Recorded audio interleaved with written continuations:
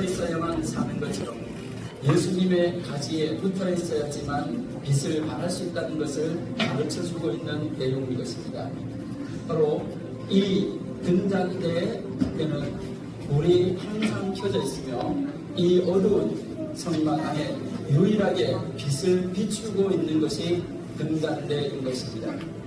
이 등잔대 위에 이 6가지 달려있는 이 불들은 양쪽에서 3개씩 중앙에 있는 기둥을 향하여서 비추고 있습니다.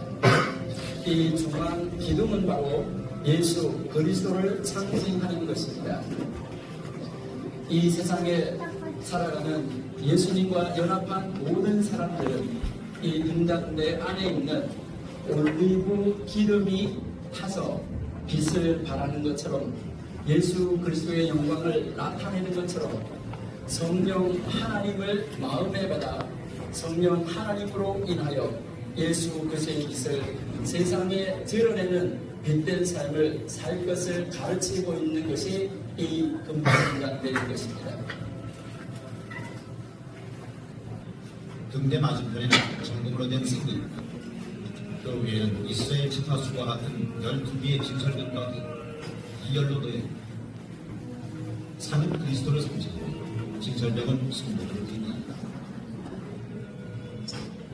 성소 안에서 북쪽으로 향하여 가서 보면 진설병이라고도 하며 하나님의 얼굴의 빵이라고도 하며 하나님의 임재를 상징하는 빵이 12덩이가 놓여 있습니다. 이것을 진설병 떡상이라고 부르고 있습니다. 이 각각의 떡 덩어리들은 이스라엘의 12지파를 상징하는 것입니다. 북쪽 이스라엘이 멸망하고 난 뒤에도 성소 안에 있는 진설병 떡상에는 12개의 빵이 언제나 비추되어져 있었습니다. 이것은 바로 이스라엘 백성들을 하나님께서 언젠가는 회복시키시고 다시 돌이키신다는 것을 가르쳐주고 있는 것이며 하나님이 약속하신 백성을 반드시 회복하셔서 하나님이 12지파를 통하여서 하나님의 뜻을 이루어가신다는 것을 우리에게 가르쳐주고 있습니다.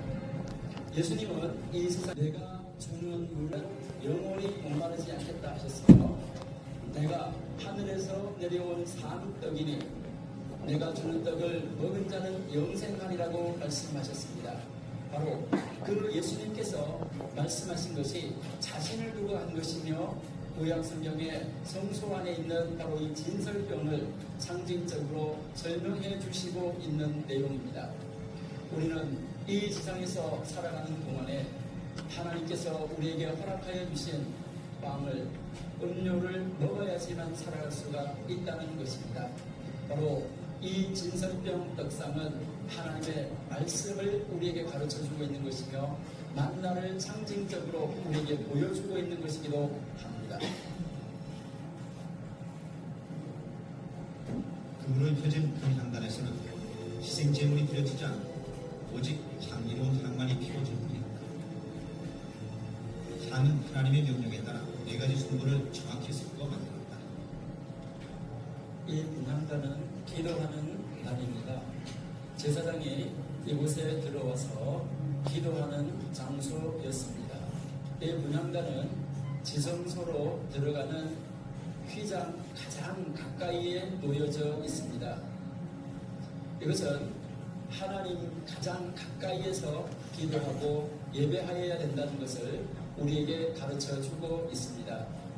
이방인의 뜰에서 예수를 믿는 믿음을 고백하고 동쪽에 있는 유일한 문을 통과하여 들어온 후 번제단에서 피를 흘리며 속죄함을 받은 후 물두멍에서 죄를 씻고 깨끗함을 입은 다음 성막 안으로 들어오게 되었습니다.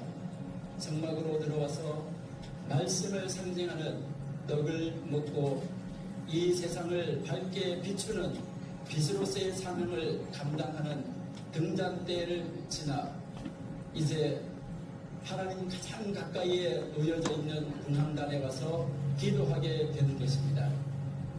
하나님 가장 가까이서 기도하고 예배하는 사람은 이 전 과정을 이방인의 뜰에서 들어오는 문을 통과하여 전 과정을 거치지 않으면 하나님 앞으로 나올 수 없음을 우리에게 가르쳐 주고 있습니다.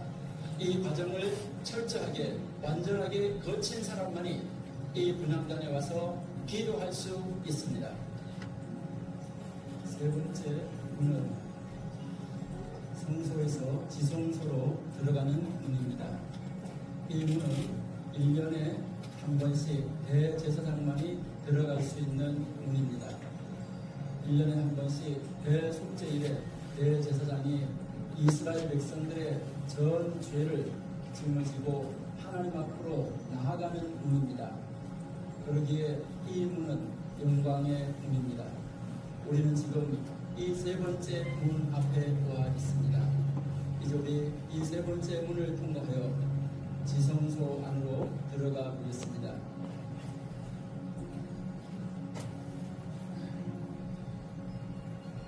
지성소 안은 가로세로 모두 16세 크기로 되어 있습니다. 그 안에는 하나님이 거하시는 언약궤가 있다. 언약궤는 모세가 시내산에서 하나님으로부터 직접 받은 십계명 모의장이 되어 있습니다. 아론의 쌍난 지팡이와 만나를 담은 금항아리는 궤 앞에 놓도록 하나님께서 말씀하셨습니다.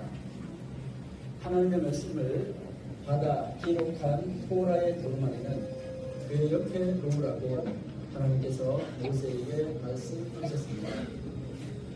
만나는 하늘에서 내려온 이스라엘 백성들의 양식으로 하늘에서 내려온 산력 되시는 예수님을 상징하는 것입니다. 살구나무에 꽃이 핀 것은 살구나무의 모든 나무들 가운데서 가장 먼저 싹이 나는 나무입니다. 겨울에 죽었다가 봄에 제일 먼저 싹이 나는 것은 부활을 상징하는 것입니다. 살구나무에 꽃이 핀 것은 예수님께서 부활하신 것을 상징하는 것입니다. 이제 하나님이 우리에게 허락하여 주신 말씀, 이 토라의 두루마리는 우리가 언제나 읽고 묵상하며 따라야 될 말씀인 것입니다. 이 모든 말씀을 예수님께서 친히 이 세상에 임마누엘로 우리에게 오셔서 다 이루어 주셨던 것입니다.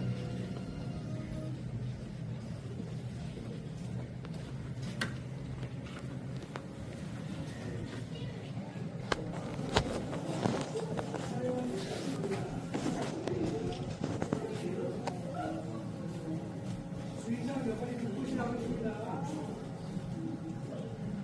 성곽에 있는 모든 장학들이 다 저작권을 가지고 있습니다.